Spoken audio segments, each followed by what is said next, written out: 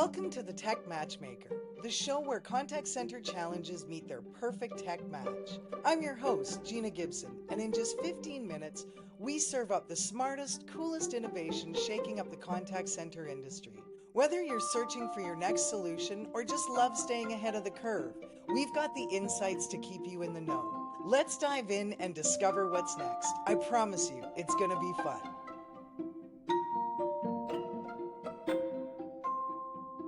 Hello, everyone. Today we are chatting with Andrew Cook, who is the CEO and founder of HeadsUp. Andrew, it's such an honor and a pleasure to have you with us today. Thanks for joining us. Thanks for having me on, Gina. Nice to be here. So let's start with the basics, Andrew. Can you tell us a little bit about yourself? Yeah, sure. I am a boring accountant by trade. I studied accounting and learned very early on that it definitely wasn't my calling. And about 18, 19 years ago, I came across the need for better measurement of customer experience across various industries, contact centers, retail, banking, telecommunications. But there wasn't an effective way to measure and understand customer experience at that time. So started a software as a service business back then, straight out of accounting articles, and really just automated platforms to measure and understand customer experience. And that's what I've been doing for the last 17 years. I ran that business. I just recently stepped down as the CEO there and am now pursuing a real passion of mine, which is employee engagement, something I believe that is the true driver of business success. So started a business now called HeadsUp and focusing on measuring and understanding employee engagement in large organizations.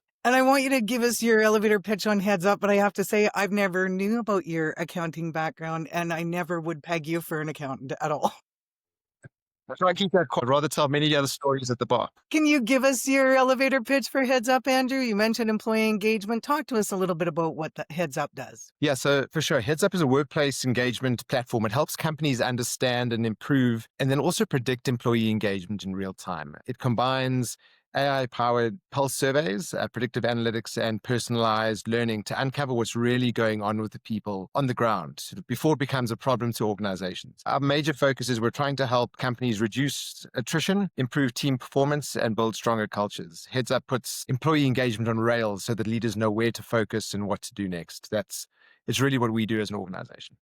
When you say sorry, go ahead. I was going to say, when you say pulse surveys, talk a little bit about that. What does that entail? Yeah, it's interesting, Gina. So traditionally, when people are measuring employee engagement, they do it through an annual or a biannual huge survey. And the issue with that is it's just not effective. Somebody takes a huge amount of time to put that survey together and then to do the analytics on that insight. And off the back of that, then people start to make decisions, but they're making decisions off historic data. They're not making decisions off real-time data. So our methodology pings a one-question pulse survey to an employee every week. Some companies, really large organizations, we do it every second week. And it's a simple question that is made up, that forms the foundation of our methodology, which is made up of 12 questions, and everybody gets one question a week. And then that information gets aggregated on a weekly basis so that a company can understand the holistic view of what's going on. So every person doesn't need to complete every single question every week, but as an aggregate, the company sees everything that's going on.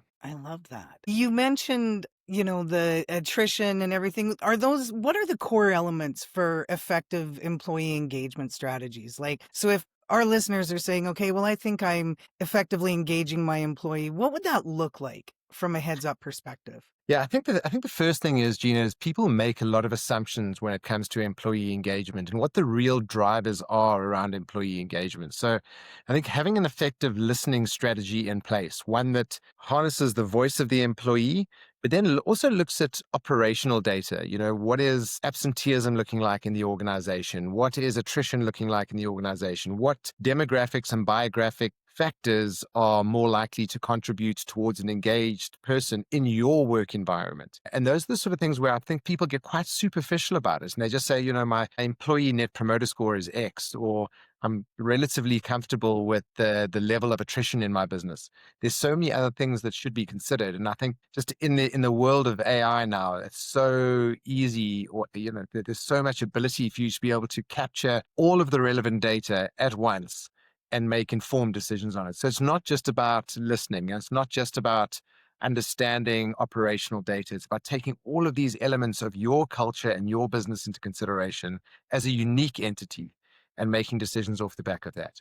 I like that. And you kind of mentioned, some companies are like, oh, we're covered or whatever. How do you handle resistance from employees or different companies around employee engagement, like as far as educating them and helping them understand why they would need that? Yeah, it's a good question, Gina. Maybe some listeners will help us come up with better sales pitches. I'm not the world's best salesperson, so I think I just truly believe that it makes a difference. So I think ultimately it's really just about showing proof points to clients. We've got a number of clients across various industries, so sharing those proof points. A lot of our clients sort of are our strongest advocates. So just leveraging them to help just sort of speak to industry peers makes a big difference. But also not just bringing it down to engagement as a score. That's a mistake that a lot of people have made in the past, is saying, my engagement score is X. It's not about a score. It's about what that score means to your business and to your bottom line. Things like attrition and unplanned absenteeism cost companies in all industries millions of dollars every year. They understand what that is actually costing them as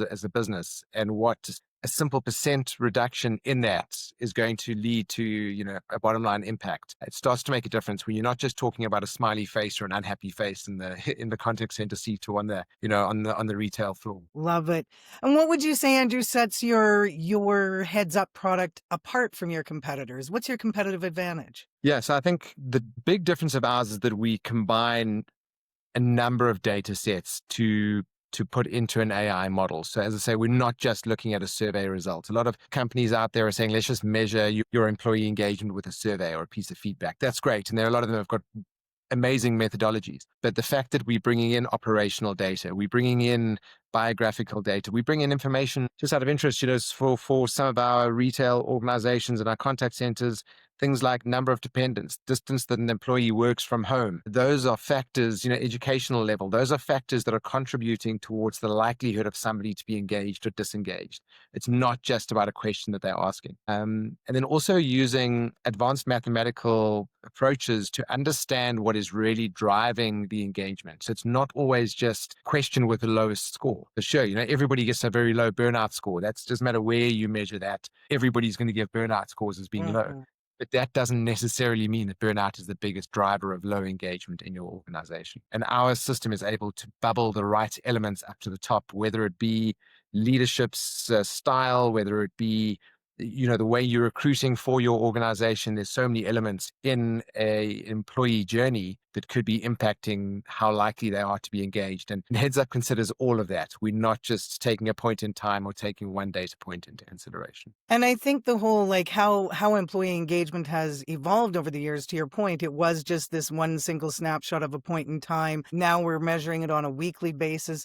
What other changes have you seen over your years in the contact center space as far as employee engagement is concerned? I mean, the fact that we're even focusing on it now, I think is a shift, right? Because it always used to just be about bottom line. But what else have you seen out there? So interestingly, Gina, a lot of it is still just about a bottom line. And I think people are now realizing that engaged employees drive bottom line performance. And I think that's been the biggest shift, is when people have realized, well, I haven't just got somebody on my phone, or somebody in my retail space, or somebody in my organization that is just somebody there to do a job, that they're actually driving the bottom line performance from a customer experience point of view. They're delivering the end results to your customer. So I think people have started to realize that. And also then truly understanding the cost of replacing an agent, and the cost of an agent not showing up for work tomorrow, and having empty seats in your workforce planning not working out exactly. I think so a lot of it, just really candidly, is still being driven by a bottom line when it comes to the big decisions that are being made. But I also think there's a huge demand for talent at the moment, and there are so many opportunities. Some countries have super unemployment rates, but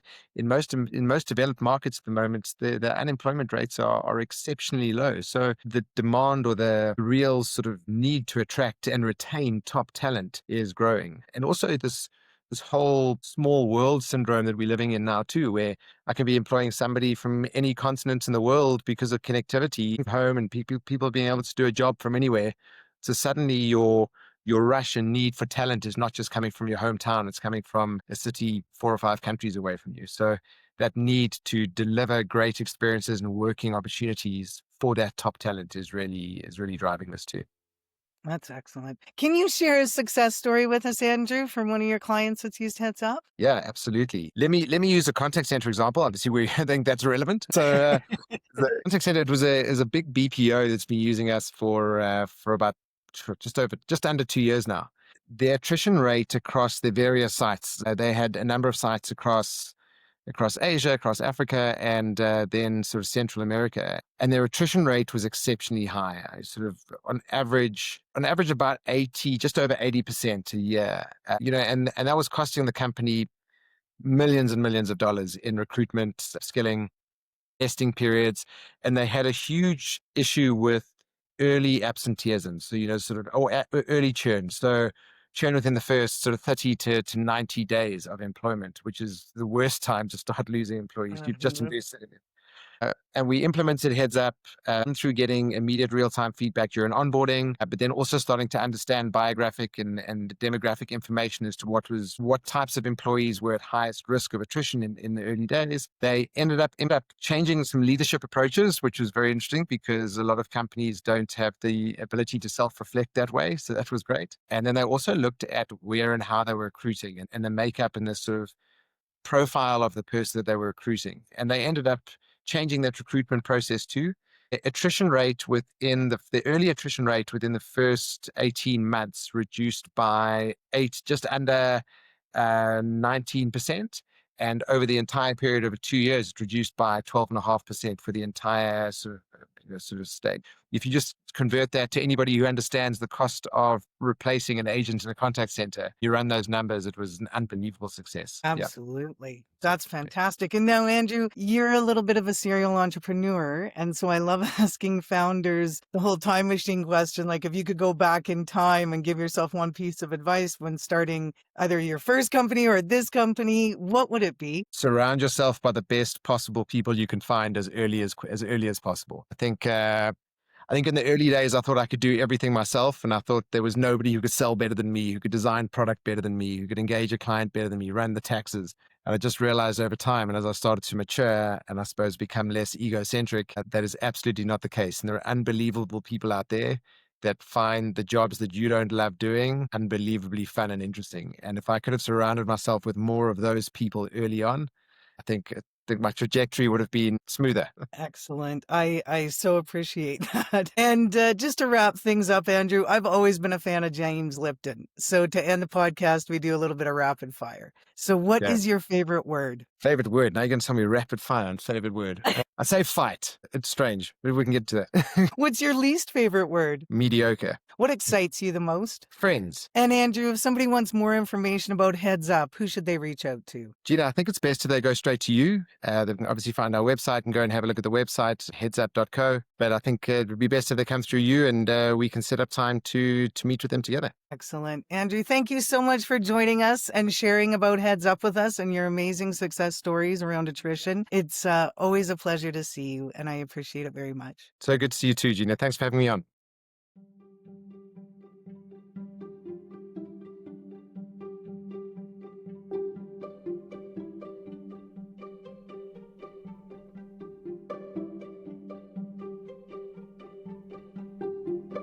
Thanks for hanging out with us on the Tech Matchmaker.